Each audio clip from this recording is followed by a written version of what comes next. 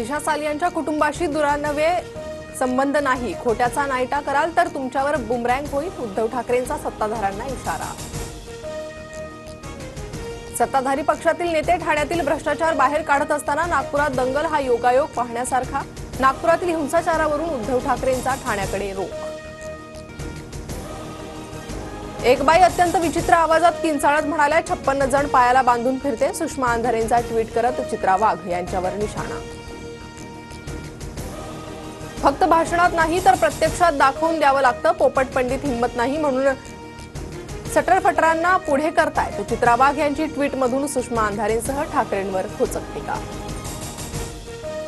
प्रशांत कोरटकरची अटकपूर्व जामिनासाठी मुंबई हायकोर्टात धाव, उद्या तातडीची सुनावणी होणार। शिवरायांचा अपमान केल्याप्रकरणी प्रशांत कोरटकरवर गुन्हा दाखल।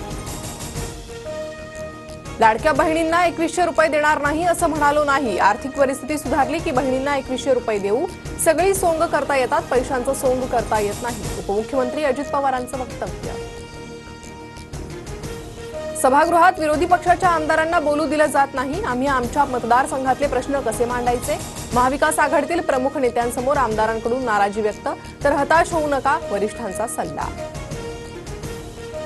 बच्चू कडू यांचं उद्यापासून रायगडच्या पायथ्याशी अन्नत्याग आंदोलन, दिव्यांग आणि शेतकऱ्यांच्या प्रश्नासाठी बच्चू कडू अन्नत्याग आंदोलन करणार।